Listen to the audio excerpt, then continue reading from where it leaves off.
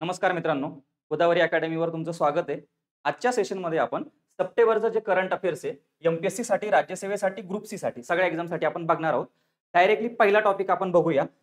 महत्त्वाचे टॉपिक आणलेले आहेत मी तुमच्यासाठी फक्त आज. तर पहिला टॉपिक बघा. 2025 चा रॅमन मॅगसेसे पुरस्कार सप्टेंबरमध्ये जाहीर झाला. ठीक आहे. तर तो कुणाला भेटला ते आपल्यासाठी महत्त्वाचं आहे. भारतातली संघटना आहे. तर ती कोणती? तर एज्युकेट गर्ल नावाची जी संघटना आहे, भारतातली संघटना आहे. म्हणून यावर तुम्हाला प्रश्न येईल म्हणजे येईल. व्हेरी आयएमपी करायचं याला. ग्रामीण भारतातील शाळाबाह्य मुलींना शिक्षणाच्या प्रवाहात आणण्यासाठी केलेल्या कार्यासाठी या संघटनेला हा पुरस्कार भेटलेला आहे. काय नाव आहे? Educate girl. अजून दुसऱ्या दोन संघटना कोणत्या आहेत? एक व्यक्ती आहे. कोणत्या? त्यांचं नाव काय? शाहिना अली, मालदीवच्या व्यक्ती आहे. जी कोस्टल इकोसिस्टीम म्हणतो आपण. कोणती? कोस्टल इकोसिस्टीम, सागरी परिसंस्था. तर ती प्रोटेक्ट करण्याच्या कार्यासाठी त्यांना हा पुरस्कार भेटलेला आहे. कोणता पुरस्कार? Ramon Magsaysay. आणि अजून तिसरा कोणाला भेटलाय बघा. संघटनेचं नाव आहे फ्लुयोनो अँटिनिओ एल उलिनिओया. ठीक आहे. फिलिपिन्सची संघटना आहे. हा पुरस्कार देखील माहिती आपल्याला कोण देतं? तर फिलिपिन्सचं सरकार देतं. बरोबर. तिथल्या संघटनेला हा पुरस्कार भेटलेला आहे. कशासाठी भेटलेला आहे? गरीब व वंचित लोकांच्या पुनर्वसनासाठी, तसेच सरकारच्या वादग्रस्त ड्रग्स विरोधी युद्धामुळे तिथे जे काही ह्युमन राईट्स व्हायलेशन होत आहेत त्या कार्यामध्ये यांना हा पुरस्कार भेटलेला आहे. आपल्यासाठी महत्वाचं नाव कोणतं इथं? तर एज्युकेट गर्ल. पुढचा टॉपिक बघा. पुढचा टॉपिक कोणता आहे? तर भारताचे 15वे उपराष्ट्रपती कोण? तर सीपी राधाकृष्णन. बघा, मग आता तुम्हाला काय माहिती पाहिजे? तर सीपी राधाकृष्णन यांचं बॅकग्राऊंड माहिती पाहिजे. अजून काय? तर 15वे उपराष्ट्रपती ते माहिती पाहिजे. कुणाची जागा घेतली ते माहिती पाहिजे. इलेक्शन मध्ये किती त्यांना मतं मिळाली होती? जसं की 452 मतं त्यांना मिळाली होती. त्यांचा विरोधी कॅन्डिडेट कोण होता ते माहिती पाहिजे आपल्याला. त्यांचा विरोधी कॅन्डिडेट कोण होता? तर इंडिया आघाडीचे सुदर्शन रेड्डी. त्यांना किती मतं मिळाली आहे? तर 300 मतं मिळाली. ठीक आहे. हे आपलं करंट अफेअर्स असा तुमचा डेटा हा पाठ पाहिजे. पुन्हा बघा, बॅकग्राऊंड बघायचं झालं तर काय? उपराष्ट्रपती होण्यापूर्वी महाराष्ट्र व झारखंडचे ते राज्यपाल राहिलेले आहेत. महाराष्ट्राचे तर होतेच आपल्याला माहिती आहे. तसेच तेलंगणाचे राज्यपाल राहिलेले आहेत. पुदुचेरीचे उपराज्यपाल राहिलेले आहेत. आपण ज्याला किंवा नायब राज्यपाल देखील म्हणतो. ठीक आहे. लेफ्टनंट गव्हर्नर आपण ज्याला म्हणतो. राजकीय पार्श्वभूमी काय? कोइंबतूरचे 2 वेळा खासदार राहिलेले आहेत. भाजप तमिळनाडूचे प्रदेशाध्यक्ष राहिलेले आहेत. एवढं आपल्याला माहिती पाहिजे. ठीक आहे. पुढचा टॉपिक बघा. पुढचा टॉपिक काय? नेपाळच्या पहिल्या महिला पंतप्रधान कोण झालेला आहे? तर सुशीला कार्की. सगळ्यांना माहिती आहे. तर या सुशीला कार्की ज्या आहे यांच्याबद्दल तुम्हाला बेसिक माहिती पाहिजे. ठीक आहे. त्या काय बघा, तर माजी मुख्य न्यायाधीश होत्या. नेपाळ जे चीफ काय म्हणून आपण त्याला सुप्रीम कोर्ट आहे त्याच्या त्या माजी मुख्य न्यायाधीश होत्या आणि पहिल्या महिला मुख्य न्यायाधीश होत्या. हे आपल्याला माहिती पाहिजे. ठीक.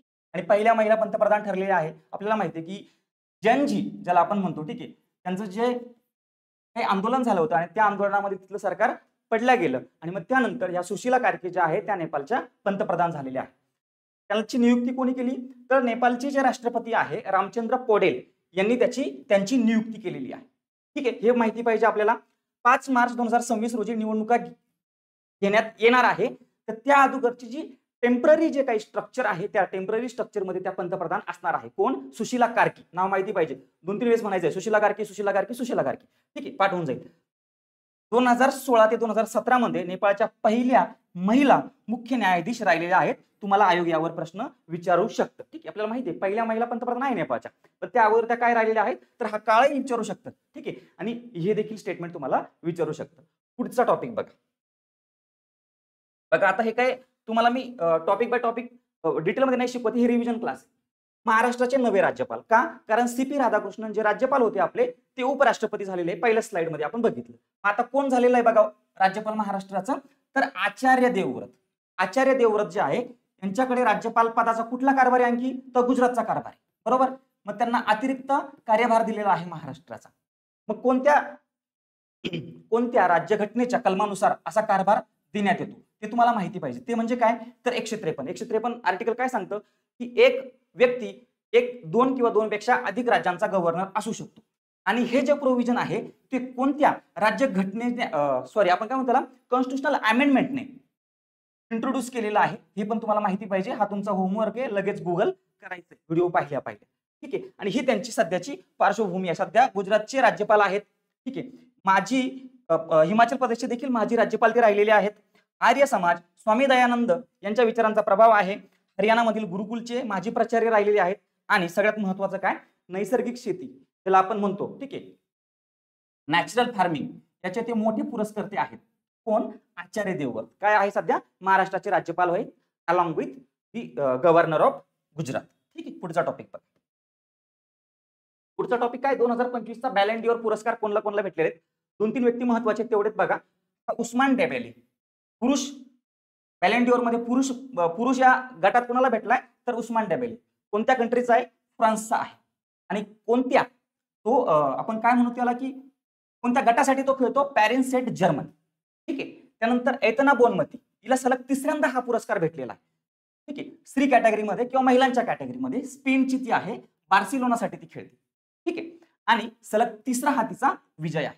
ह्या दोन गोष्टी आपल्याला लक्षात राहिलं पाहिजे. त्यानंतर बघा, डेम्बेलेचा पहिला बॅलन डी ऑर पुरस्कार आहे पॅरिस सेंट जर्मनसाठी ऐतिहासिक ट्रेबल 3 विजेतेपद जिंकल्यानंतर डेम्बेलेने आपला पहिला बॅलन डी ऑर पुरस्कार जिंकलेला आहे. तुम्हाला याच्यामध्ये आणखी काय माहिती पाहिजे की बॅलन डी ऑर जे पुरस्कार आहेत, बॅलन डी ऑर पुरस्कार सगळ्यात जास्त आतापर्यंत कुणाकुणाला भेटले? ठीक आहे, मग त्या 2 व्यक्तींची नावं आहे. सगळ्यात जास्त कोण आहे? तर मेसी आहे. त्यानंतर कोण आहे? तर रोनाल्डो आहे.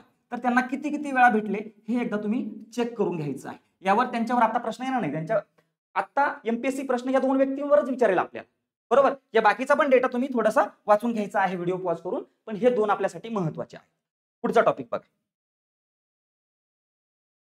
पुढचा टॉपिक काय आहे? तर 71वे राष्ट्रीय चित्रपट पुरस्कार सप्टेंबर मध्येच त्याचं वितरण झालेलं आहे. कुणाच्या हस्ते वितरण होत असतं? तर आपले जे राष्ट्रपती आहेत त्यांच्या हस्ते वितरण होत असतं. आता बघा, मेन जे नाव आहेत ते आपल्याला माहिती पाहिजे. मोहनलाल मल्याळम फिल्म इंडस्ट्रीचे काय म्हणून आपण त्यांना स्टार आहेत खूप मोठे. त्यांना कोणता पुरस्कार भेटलाय? दादासाहेब फाळके पुरस्कार. कशासाठी भेटला हा पुरस्कार? कशासाठी भेटतो हे तुम्हाला माहिती पाहिजे की लाईफ टाईम अचिव्हमेंटसाठी हा पुरस्कार भेटतो. आणि कोण देतं?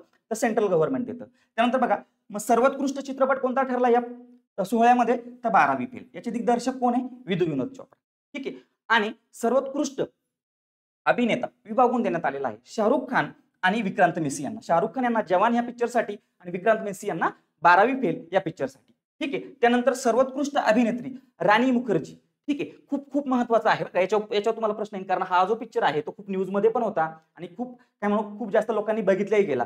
मिसेस चटर्जी वर्सेस नॉर्वे या चित्रपटात त्यांनी खूप चांगली कामगिरी केली म्हणून त्यांना तो पुरस्कार भेटलेला आहे. कुणाला? तर राणी मुखर्जी यांना. सर्वोत्कृष्ट दिग्दर्शक कोण? तो सुदीप्तो सेन. कशासाठी? द केरला स्टोरीसाठी. सर्वोत्कृष्ट हिंदी चित्रपट, आपण त्याला पॉप्युलर हिंदी चित्रपट म्हणू, तर कथल यासाठी भेटलेला. ठीक आहे. हे पुरस्कार महत्वाचे आहे, एवढे तुम्ही लक्षात ठेवायचे आहे. आणि तुम्हाला वाटलं की व्हॅल्यू ऍडिशन करायची आहे तर गुगल करून यामध्ये व्हॅल्यू ऍडिशन करू शकता. ठीक आहे. पुढचा टॉपिक आपण बघूया. पुढचा काय टॉपिक आहे? तर नियुक्त्या. 2-3 नियुक्त्या बघूया महत्वाच्या. ही एक महत्वाची नियुक्ती आहे. रजित पुनानी असं त्या व्यक्तींचं नाव आहे. कशाचे सीईओ झालेले आहे? तर food safety standard authority of इंडियाचे नवीन मुख्य कार्यकारी अधिकारी, ज्याला आपण इंग्लिशमध्ये काय म्हणतो? सीईओ म्हणतो. नाव काय त्यांचं? तर रजित पुनानी. तुम्हाला डायरेक्ट असा प्रश्न विचारला येईल सरळ सेवेला किंवा मग ग्रुप सी ला की एफसीसीआयचे मुख्य कार्यकारी अधिकारी किंवा नवीन सीईओ कोण? Food safety and standard authority of इंडियाचे. तर रजित पुनानी असं त्यांचं नाव आहे. ठीक आहे. आणि हे त्यांचे बाकीचे डिटेल्स, यावर काय प्रश्न येणार नाही, पण तुम्हाला माहिती पाहिजे असेल तर पॉज करून व्हिडिओ तुम्ही वाचू शकता. पुढचा टॉपिक घेऊया आपण. न्यायमूर्ती श्री चंद्रशेखर. तर हे का महत्वाचे आहे? तर बॉम्बे हायकोर्टचे जे आहे, मुंबई हायकोर्ट आपण ज्याला म्हणू, त्याचे ते मुख्य न्यायाधीश झालेले आहे. कितवे सरन्यायाधीश झालेले आहे किंवा मुख्य न्यायाधीश झालेले आहे असं आपण त्यांना म्हणू. 49वे मुख्य न्यायाधीश झालेले आहे. ठीक आहे. मुंबई उच्च न्यायालयाचे. कधी त्यांनी शपथ ग्रहण केलं? तर 5 सप्टेंबर 2025 रोजी. शपथ कोणी दिली? त्यावेळेस सीपी राधाकृष्णन राज्यपाल होते. राष्ट्रपती उपराष्ट्रपती होण्याच्या अगोदर त्यांना शपथ दिली होती. आणि हे त्यांचं जे काही आहे ही त्यांची बेसिक माहिती आहे. मुंबई उच्च न्यायालयात ते मुख्य कार्यवाहक मुख्य न्यायाधीश होते, म्हणजे ऍक्टिंग चीफ जस्टिस होते होण्याच्या अगोदर, बरोबर. मग त्यांना ते सेमच पद भेटलं.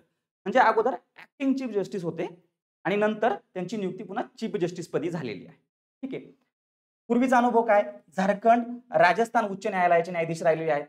झारखंड हायकोर्टमध्ये हायकोर्टचे कार्यवाहक मुख्य न्यायाधीश राहिलेले आहेत. म्हणजे झारखंड हायकोर्टचे देखील ऍक्टिंग चीफ जस्टिस राहिलेले आहेत. त्यानंतर बॉम्बेमध्ये आल्यानंतर, मुंबईमध्ये आल्यानंतर मुंबईचे देखील ते ऍक्टिंग चीफ जस्टिस होते आणि नंतर मग 49वे चीफ जस्टिस झालेले आहे मुंबई हायकोर्टचे. क्लिअर? पुढे बघा, कन्फ्यूज होऊन द्यायचं नाही. एलएलबी दिल्ली विद्यापीठातून एलएलबी केलेली आहे त्यांनी 93 मध्ये आणि 93 पासून वकील म्हणून सराव म्हणजे प्रॅक्टिस केलेली आहे. फौजदारी व दिवाणी प्रकरणात त्यांचा अनुभव आहे आणि सर्वोच्च न्यायालयात देखील त्यांनी काम केलेल्याचा अनुभव आहे. हे आपल्यासाठी महत्वाचं आहे. आपल्यासाठी हे जास्त महत्वाचं. 49वे कुणाची जागा घेतली ते देखील तुम्ही बघायचं आहे. 5 सप्टेंबरला त्यांची अपॉइंटमेंट झालेली आहे. पुढचा टॉपिक बघा. पुढचा टॉपिक काय, हा डॅन कार्ड्स जे आहे ते IMF चे डॅन कार्ड्स असं नाव, IMF चे फर्स्ट डेप्युटी मॅनेजिंग डायरेक्टर झालेले. कुणाची जागा घेतली खूप महत्वाचं आहे. ते इंडियन नाव आहे तर गीता गोपीनाथ या त्यांनी त्यांच्या पदाचा कार्यकाल पूर्ण केलेला आहे आणि त्यानंतर मग त्यांनी गीता गोपीनाथ यांची जागा घेतलेली आहे as a first deputy managing director of IMF. ठीक आहे, IMF इंटरनॅशनल मॉनिटरी फंड. तर त्याची जागा घेतलेली आहे. डॅन कार्ड्स त्यांचं नाव आहे. 6 ऑक्टोबरला त्यांनी कार्यभार स्वीकारलेला आहे. ठीक आहे, पुढचं बघूया. बघा, अर्थशास्त्रासाठी PV नरसिंहराव स्मृती पुरस्कार जाहीर झालेला आहे.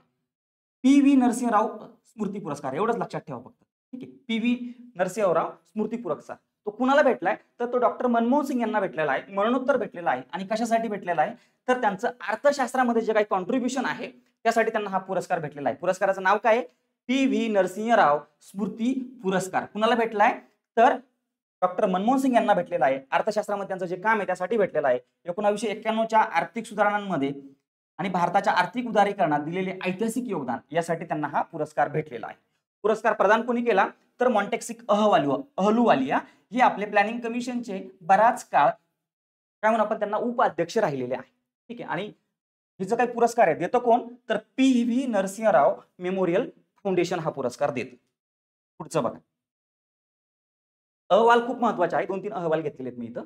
तर पहिला आहे ग्लोबल इनोव्हेशन इंडेक्स, त्याला आपण मराठीमध्ये म्हणू जागतिक नवोन्मेष निर्देशांक. त्याला माहिती पाहिजे की ही जी काही इंडेक्स आहे किंवा रिपोर्ट आहे पब्लिश कोण करतं तर ते आहे WIPO, world intellectual property organization. त्यानंतर पुढची गोष्ट आपल्याला माहिती पाहिजे इंडियाचा रँक किती आहे. 38वा रँक आहे. 2020 मध्ये आपला 48वा रँक होता. म्हणजे मागच्या 5 वर्षामध्ये आपण कितीने पुढे आलो तर 10 रँकने पुढे आलेलो आहे. म्हणजे चांगली कामगिरी आहे. ठीक आहे, आणि हे बघा, हे एक महत्वाचं आहे. टॉप 100 विज्ञान क्लस्टर्स मध्ये 4 भारतीय शहरांचा समावेश आहे. बेंगलुरू, दिल्ली, मुंबई आणि चेन्नई. ठीक आहे, तर आपल्यासाठी हे महत्वाचं आहे. इंडेक्स पब्लिश कोण करतं. अजून तुम्ही काय करू शकता की यामध्ये टॉपला कोण आहे. ठीक आहे, टॉपला कोण आहे. त्यानंतर चायना सोबत आपली कंपॅरिझन होते तर चायनाचा रँक किती आहे. आपला 38 आहे आपण बघितलं. ठीक आहे, ते आपल्याला माहिती पाहिजे आणि कोण पब्लिश करतं ते माहिती पाहिजे. आपण बघितलं की विपो नावाची जी संघटना आहे ती ते पब्लिश करते. पुढे बघा, NIRF national institute for ranking framework. ठीक आहे, एज्युकेशन संबंधित अहवाल जो आहे तो पब्लिश कोण करतं तर मिनिस्ट्री ऑफ एज्युकेशन हा अहवाल पब्लिश करतं. ज्या टॉपच्या 10 संघटना आहेत त्यांची नावं बघा. पहिली आहे IIT मद्रास, सलग 7वं वर्ष आहे ज्यामध्ये ती अव्वल आहे IIT मद्रास. ठीक आहे, त्यानंतर IISc बँगलोर आहे आणि हे आपल्यासाठी महत्वाचं आहे IIT मुंबई. महाराष्ट्रातली मुंबई, IIT मुंबई सोडून बाकी कोणती एक संघटना पहिल्या 10 मध्ये नाहीये, हे तुम्ही लक्षात ठेवायचं आहे. ठीक आहे, त्यानंतर IIT दिल्ली आहे, कानपूर आहे, IIT खरगपूर आहे, IIT रुड़की आहे, एम्स दिल्ली आहे, JNU दिल्ली आहे आणि BHU वाराणसी आहे. या टॉप 10 संघटना आहे. अजून डिटेलमध्ये जायचं असेल तर कॅटेगरी असते कशी की टॉपची स्टेट युनिव्हर्सिटी कोणती ते तुम्ही बघू शकतात. त्यानंतर टॉपची सेंट्रल युनिव्हर्सिटी कोणती ते तुम्ही बघू शकतात. टॉपचं कॉलेज कोणतं ते तुम्ही बघू शकतात. टॉपचं मेडिकल कॉलेज कोणतं ते तुम्ही बघू शकतात. टॉपची ओपन युनिव्हर्सिटी कोणती. ठीक आहे, मग त्यामध्ये तुम्हाला खूप जास्त फॅक्ट लक्षात ठेवायला लागतील, पण हे तर आपलं लक्षात राहिलं पाहिजे. जरी यावर डायरेक्ट प्रश्न नाही आला तरी एलिमिनेशनला तुम्हाला मदत करेल. पुढे बघा, आता हा एक महत्वाचा अहवाल आहे किंवा निर्देशांक आहे. कोणता तर ग्लोबल पीस इंडेक्स असं त्याचं नाव आहे. जागतिक शांतता निर्देशांक ग्लोबल पीस इंडेक्स 2025 कोण पब्लिश करतं हे माहिती पाहिजे आपल्याला. तर institute for economics and peace publish करते. भारताचा रँक किती आहे तर 115वा. 163 देश जे काही त्यांनी मॉनिटर केले किंवा मग रँक केले त्यापैकी आपला 115वा रँक आहे. ठीक आहे, आणि प्रादेशिक तुलना बघा, भारताचा रँक वरती आहे. त्यानंतर बांगलादेश आहे 123 ला, पाकिस्तान 144 ला आहे, अफगाणिस्तान 158 ला आहे.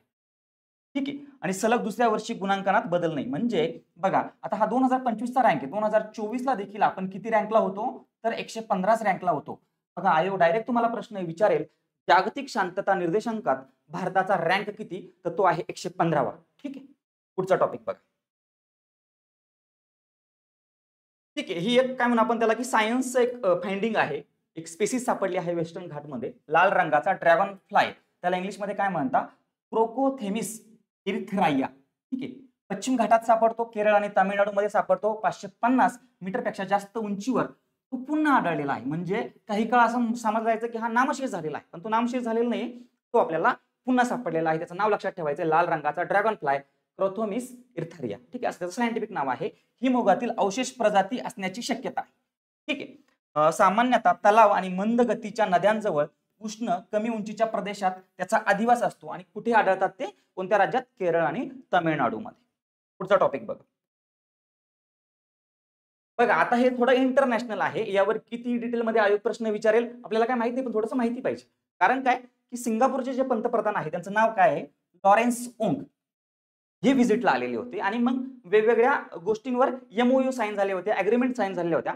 सगळे काही अग्रीमेंट आहे किंवा सगळे एमओयूज आहे कशाच्या अंडर साईन झालेले आहे, तर बघा आपण 2024 मध्ये, सप्टेंबर 2024 मध्ये कॉम्प्रिहेन्सिव्ह स्ट्रॅटेजिक पार्टनरशिप या करारावर साईन केलेली होती. आणि मग सध्याच्या ज्या अग्रीमेंट आहे किंवा मग एमओयू आहे ते ह्या कराराच्या अंडर साईन झालेले आहे. त्याचं नाव काय आहे, कॉम्प्रिहेन्सिव्ह स्ट्रॅटेजिक पार्टनरशिप. किंवा असं जरी तुम्हाला प्रश्न आला, आयोगाने डिटेलमध्ये जायचं म्हटलं की कॉम्प्रिहेन्सिव्ह स्ट्रॅटेजिक पार्टनरशिप 2024 मध्ये भारताने कोणत्या देशासोबत साईन केलेली आहे, तर तो सिंगापूर आहे.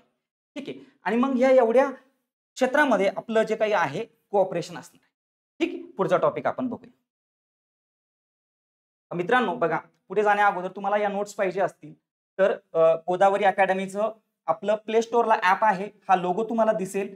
ठीक आहे, तर तुम्ही ते ऍप डाउनलोड करू शकतात आणि फ्री पीडीएफ मध्ये तुम्हाला ही पीडीएफ जी आहे ती रिव्हिजन करता भेटून जाईल. ठीक आहे, फ्री पीडीएफ मध्ये ते ऍप तुम्ही डाउनलोड करायचं आहे. प्लस आपला गोदावरी अकॅडमीचा जो युट्यूब चॅनल आहे तो जरी तुम्ही सबस्क्राईब केलेला नसेल आतापर्यंत, तर तो पण सबस्क्राईब करायचा आहे, जिथे तुम्ही हा व्हिडिओ बघताय. प्लस आपलं हे टेलिग्राम चॅनल आहे, इथे बी मला शक्य झालं तर ही नोट्स शेअर करेल. ठीक आहे, पुढचा टॉपिक आपण बघूया. थायलंडचे नवे पंतप्रधान जस्ट झालेल्या ग्रुप सी मेन्स मध्ये थायलंडचे जे जुने पंतप्रधान आहेत त्यांच्यावर प्रश्न आलेला आहे, त्यांच्या पॉलिटिकल पार्टीवर प्रश्न आलेला आहे. म्हणून हे असे जे टॉपिक आहे ते बघा, 2-3च फॅक्ट आपल्याला माहिती पाहिजे, यावर आपला 1 मार्क निर्भर असतो. अनुतीन चार्नविराकुल नाव काय, नवीन जे पंतप्रधान त्यांचं अनुतीन चार्नविराकुल, कोणत्या पार्टीचे, भूमजथाई पक्ष. सप्टेंबर 2025 मध्ये पंतप्रधानपदी निवड झालेली आहे. नाव पुन्हा बघा काय, अनुतीन चार्नविराकुल. ठीक आहे, आणि त्यांचा पक्ष कोणता आहे, भूमजथाई पक्ष. आणि त्यांनी कुणासोबत इथं अलायन्स केलेली आहे, तर पीपल्स पार्टी सोबत त्यांनी अलायन्स केलेली आहे. त्यांनी कुणाची जागा घेतलेली आहे, कोणत्या पंतप्रधानांची, तर पेंटागॉन शिनावात्रा यांची त्यांनी जागा घेतलेली आहे. आपल्याला माहिती आहे की ह्या ज्या पंतप्रधान होत्या यांना लष्कराने काढून टाकलेलं होतं, आणि मग आता नवीन पंतप्रधान आलेले ज्यांचं नाव आहे अनुतीन चार्नविराकुल. ठीक आहे, एवढं लक्षात ठेवायचं आहे. पुढे बघा, तर भारताने मॉरिशसला एक आर्थिक पॅकेज दिलेलं आहे. मॉरिशसचे पंतप्रधान भारताच्या व्हिजिटवर आलेले होते, तर त्यांनी ते पॅकेज दिलेलं आहे. त्या पॅकेजची अमाऊंट आपल्याला माहिती पाहिजे, 680 दशलक्ष डॉलर एवढी त्या पॅकेजची काय म्हणून आपण त्याला व्हॅल्यू आहे. यामध्ये $215 जे आहे, दशलक्ष डॉलर, 215 दशलक्ष डॉलर डायरेक्ट अनुदान आहे, ग्रँट आहे. आणि हे जे काही आहे 440 हे क्रेडिट आहे, लोन आहे. ठीक आहे, आणि 25 दशलक्ष डॉलर जे आहे ते काय म्हणून आपण त्याला की बजेटरी सपोर्ट आहे. आता तुम्हाला हे माहिती पाहिजे की मॉरिशसचं जे एक्झॅक्ट लोकेशन आहे मॅपवर ते कुठे, ते लगेच चेक करून घ्यायचं तुम्ही. ठीक आहे, मग आपण जर असा आफ्रिका खंड जर घेतला, इकडे जर असा इंडिया घेतला, तर इथे आपल्याला मॉरिशस सापडतं. ठीक आहे, तर कुठेतरी मॉरिशस सापडतं. इकडे खाली मोठा जो आहे तो मादागास्कर आहे. ठीक आहे, ते तुम्ही बघून घ्यायचंय. पुढे बघा, भारताने न्यूयॉर्क घोषणापत्राला पाठिंबा दिला आहे. तर त्याच्या अगोदर आपल्याला काय माहिती पाहिजे, तर हे न्यूयॉर्क घोषणापत्र काय आहे. 2 स्टेट सोल्युशन सगळ्यांनी ऐकलं असेल. 2 स्टेट सोल्युशन युपीएससीने प्रश्न देखील विचारलाय 2 स्टेट सोल्युशनवर. 2 स्टेट सोल्युशन काय आहे, तर इस्रायल आणि पॅलेस्टाईन सेपरेट वेगवेगळे देश असावे. जसं की पॅलेस्टाईन हा सेपरेट देश सध्या नाहीये. ठीक आहे, देश असूनही त्याला मान्यता नाही देश असण्याची. ठीक आहे, मग न्यूयॉर्क घोषणापत्र काय आहे, तर 2 हे वेगळे राष्ट्र निर्माण व्हावे. याला हे जे काय ज्या डिक्लेरेशन मध्ये मांडल्या गेलं ते म्हणजे न्यूयॉर्क घोषणापत्र. ठीक आहे, संयुक्त राष्ट्राच्या महासभेने ठरावाच्या बाजूने मतदान केले, ज्यामध्ये इस्रायल पॅलेस्टाईन द्विराज्य उपाय 2 स्टेट सोल्युशन आपण ज्याला म्हणतो. ठीक आहे, मग बघा या न्यूयॉर्क घोषणापत्राला 142 देशांनी समर्थन दिलेलं आहे. 10 देश जे आहे ते विरोधात होते आणि 12 देश जे आहे त्यांनी वोटिंगच केलेलं नाही. ठीक आहे. आणि मग तुम्हाला तर इस्रायल पॅलेस्टाईनचं जे क्रायसिस आहे ते माहितीच आहे सगळ्यांना, किंवा मग तुम्ही थोडंसं गुगल करू शकता. जे काही क्रायसिस आहे ते आपण जर इथं डिस्कस करायला गेलं तर व्हिडिओ मोठा. ठीक आहे. पुढचा टॉपिक बघा. अल्बेनियात जगातील पहिला एआय मंत्री नियुक्त केला. खूप न्यूजमध्ये होतं म्हणून हा टॉपिक मी घेतलेला आहे. त्या एआय मंत्र्याचं तुम्हाला नाव माहिती पाहिजे. त्याचं नाव काय? डीएला. ठीक आहे. अर्थ काय? सूर्य. आणि कशासाठी नियुक्त केला गेला होता? तर तिथं जे काही आपण काय म्हणू आपण त्याला की प्रोक्युअरमेंट होतं, पब्लिक प्रोक्युअरमेंट. त्याच्यामध्ये भ्रष्टाचार होऊ नये म्हणून हा डीएल नावाचा एआय मंत्री त्यांनी नियुक्त केला होता. कोणी? अल्बानियाने. पुढे बघा. सौदी अरेबिया पाकिस्तानमध्ये सामरिक संरक्षण करार झालेला आहे. खूप महत्वाचा आहे, न्यूजमध्ये होता. तुम्हाला डायरेक्ट येईल की सामरिक संरक्षण करार किंवा strategic mutual defence agreement is sine between, किंवा कोणत्या दोन देशांमध्ये साइन झालेली आहे तर ते आहे पाकिस्तान आणि सौदी अरेबिया. ठीक आहे. Saudi Arabia. आणि बघा या अग्रीमेंटचं महत्व काय आहे, तर ही अग्रीमेंट असं म्हणते एका देशावर जर अटॅक झाला तर तो दोन्ही देशावर अटॅक झाला असं कन्सिडर केल्या जाईल, आणि मग दुसरा देश देखील पहिल्या देशाला प्रोटेक्ट करण्यात येईल. म्हणजे नाटो जर आपण देश बघितले, नाटो देश, तर त्यांच्या ज्या कलम आहेत वेगवेगळे त्याच्यामध्ये असं फीचर आहे. ठीक आहे. एका देशावर अटॅक हा पूर्ण नाटो देशांवर अटॅक मानला जाईल. तशी ही अग्रीमेंट आहे, स्ट्रॅटेजिक म्युच्युअल डिफेन्स अग्रीमेंट. कोणामध्ये साईन झालेली आहे तर सौदी अरेबिया आणि पाकिस्तानमध्ये साईन झाली. पुढचा टॉपिक आपण बघूया, बाकीचं जास्त काही महत्वाचं नाही. युनिव्हर्सल पोस्टल युनियन नावाची जी संघटना आहे, युनिव्हर्सल पोस्टल युनियन युनायटेड नेशनची संघटना आहे, त्यामध्ये भारताची निवड झालेली आहे.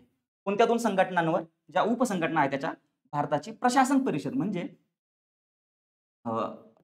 ऍडमिनिस्ट्रेशनची जी कॉन्फरन्स आहे प्रशासन परिषद, आणि पोस्टल ऑपरेशन काउन्सिल, या दोन ज्या काही त्याच्या बॉडीज आहेत युपीयूच्या, युनिव्हर्सल पोस्टल युनियनच्या, त्याच्यामध्ये भारताची जी काही आहे ती निवड झालेली आहे. ठीक आहे. म्हणजे युनिव्हर्सल पोस्टल युनियन मध्ये भारताची जी निवड झालेली आहे ते एक प्रकारे रेकग्निशन केलेलं आहे भारतात त्यांनी, जसं की डीजीपिन आहे, युपीए रेमिटन्स आहे, क्षमता विकास आहे, ज्याला आपण कॅपॅसिटी बिल्डिंग म्हणतो. भारताचे हे जे सगळे प्रोग्राम आहे किंवा मग डिजिटल इंडियाचा सारखे जे डिजिटल इंडिया सारखे जे आपले प्रोग्राम आहे, डिजिटल उपक्रम जे वेगवेगळे आहे आपले, त्याच्याबद्दल भारतावर या सगळ्या मेंबर्सचा विश्वास आहे म्हणून आपली तिथं नियुक्ती झालेली आहे किंवा मग निवड झालेली आहे. पुढचा टॉपिक बघा. पुढचा टॉपिक काय आहे तर टायफून रागासा कुठे आलं होतं ते तुम्हाला माहिती पाहिजे. तर नॉर्थ पॅसिफिक मध्ये आलं होतं. बरोबर. नॉर्थ पॅसिफिक मध्ये कुठं तर साऊथ चायना सीच्या आसपास. मग बघा कोणते कोणते देश प्रभावित झाले होते टायफून रागासाच्या अंडर? फिलिपिन्स, तैवान, हाँगकाँग आणि दक्षिण चीन म्हणजे सदर्न चीन. ठीक आहे. 2025 मधील सर्वात शक्तिशाली चक्रीवादळ नाव काय आहे? रागसा. फिलिपिन्सने आणखी वेगळं नाव दिलं होतं, नांडो नावाचं नाव दिलं होतं, नांदो. ठीक आहे, नांदो.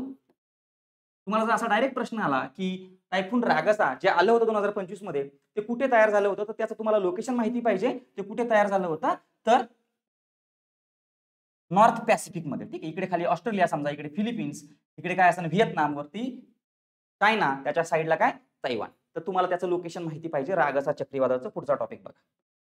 पुढचा टॉपिक काय आहे तर भारत आणि युरोपियन फ्री ट्रेड असोसिएशन हे 4 मेंबर्सची एक संघटना आहे. युरोपियन फ्री ट्रेड असोसिएशन, त्यांच्यामध्ये मुक्त व्यापार करार झालेला आहे, फ्री ट्रेड अग्रीमेंट झालेली आहे, आणि ती अग्रीमेंट 1 ऑक्टोबर पासून कार्यान्वित झालेली आहे म्हणून ते न्यूजमध्ये होतं, म्हणून आपण हा पॉईंट इथं घेतलेला आहे. तुम्हाला इथं काय माहिती पाहिजे तर ही जी काही अग्रीमेंट आहे मुक्त व्यापार करार तो कधीपासून कार्यान्वित झाला तर 1 ऑक्टोबर पासून.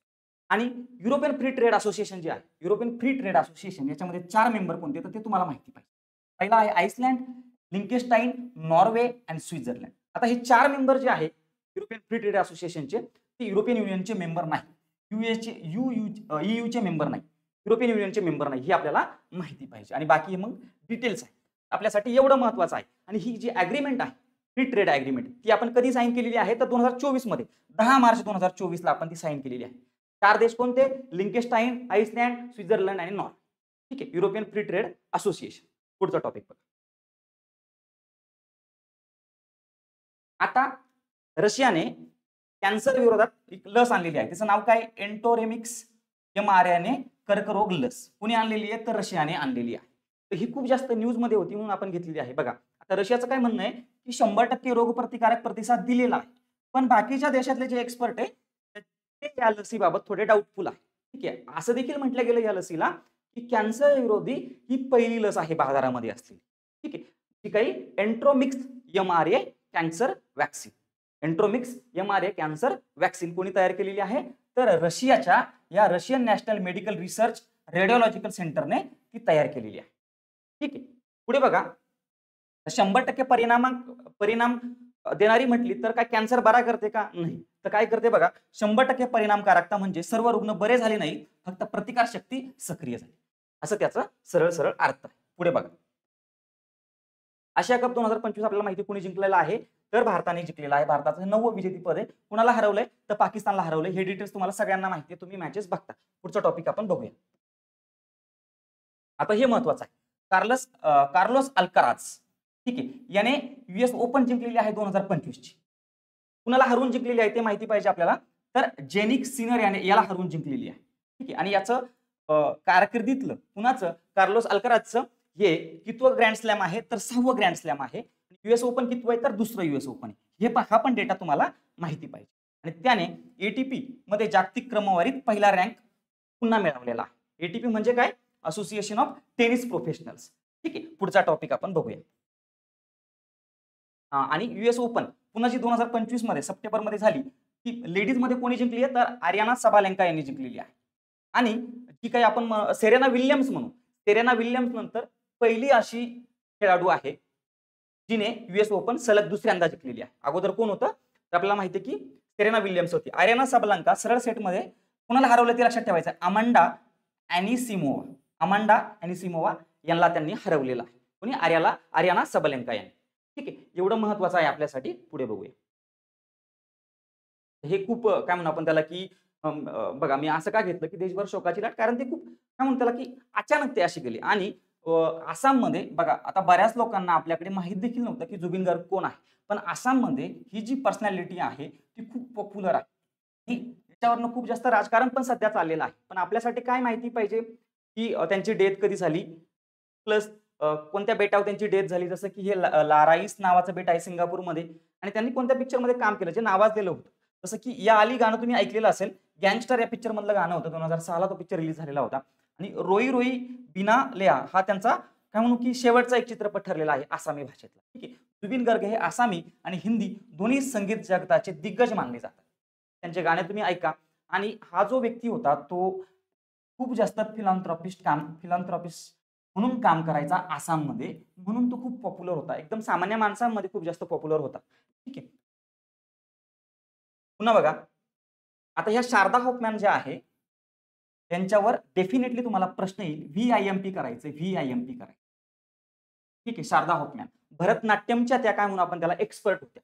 त्यांचं बघा निधन कुठे झालं? तर कॅलिफोर्निया इथं त्यांचं निधन झालं. जन्म अड्यार चेन्नई येथे झालेला होता. 2029 ते 2025 असं त्यांचा जीवनकाल होता.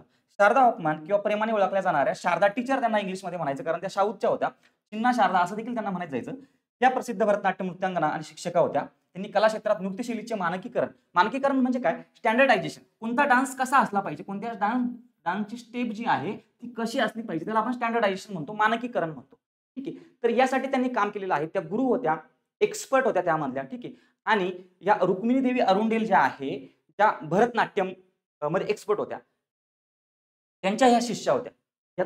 यांना वारून तर बरीच वर्ष झाले. शारदा हॉफमॅन ज्या आहे त्या रुक्मिणी देवी अरुंडेल यांच्या शिष्या होत्या. ठीक आहे, हे माहिती पाहिजे. आणि अजून त्यांचे 2 गुरु कोण? अंबू पाणीकर आणि चंदू पाणीकर यांच्याकडूनही त्यांनी प्रशिक्षण घेतलेलं होतं. शारदा हॉफमॅन नाव लक्षात ठेवायचं. पुढचा टॉपिक बघा, हे तुम्ही पॉज करून वाचून घ्यायचंय. आणि बघा, हा खूप महत्वाचा आहे. न्यूज मध्ये होतं, अरुंधती रॉय जेव्हा जेव्हा काहीतरी लिहितात, कोणतंही पुस्तक असेल तर ते त्याच्यावर आयोग प्रश्न विचारतो, म्हणजे विचारतो. व्हेरी IMP करायचंय. आणि इम्पॉर्टंटच टॉपिक आपण इथं डिस्कस केलेले आहे आज. बघा, हे त्यांचं काय म्हणून आपण ऑटोबायोग्राफी आहे. काय नाव आहे? Mother Mary comes to me. Mother Mary जे आहे ना त्यांच्या आईचंच नाव होतं ऍक्च्युअली. ठीक आहे, Mother Mary comes to me त्यांची ऑटोबायोग्राफी आहे. प्रकाशक बघा, पेंग्विन हॉमिश हॅमिल्टन, इंग्रजी भाषेत त्यांनी लिहिलेलं आहे. Mother Mary comes to me Arundhati Roy यांचं पहिलं आत्मचरित्र असून त्यांची आई मेरी यांच्याशी असलेल्या गुंतागुंतीच्या नात्याभोवती ते फिरतं. एवढंच आपल्याला माहिती पाहिजे. पुढे माहिती नसेल तरी चालेल. तुम्हाला जास्त माहिती असेल तर पाहिजे असेल तर हे पॉज करून तुम्ही वाचायचं आहे. पुढचा टॉपिक बघा मित्रांनो, हे सप्टेंबरचे सगळे महत्त्वाचे टॉपिक मी घेतलेले आहे सगळे. ठीक आहे, आता याच्यापेक्षा अजून काही वेगळे टॉपिक असू शकतात. तुम्हाला जे सापडले तर ते तुम्ही नोट डाऊन करायचे किंवा मग व्हॅल्यू ऍड करायचं आहे. जसं मला पुढे वेळ मिळेल पुढच्या सेशनमध्ये राहिलेले सप्टेंबरचे टॉपिक मी पुन्हा आणण्याचा प्रयत्न करेन. ठीक आहे, तोपर्यंत तुम्ही काय करायचं आहे, आपलं जे ऍप आहे गोदावरी अकॅडमीचं ते तुम्ही डाउनलोड करायचंय, युट्यूब चॅनलला तुम्ही सबस्क्राईब करायचं आहे. ठीक आहे, थँक्यू. थांबतो, भेटूया पुन्हा एकदा पुढच्या सेशनमध्ये.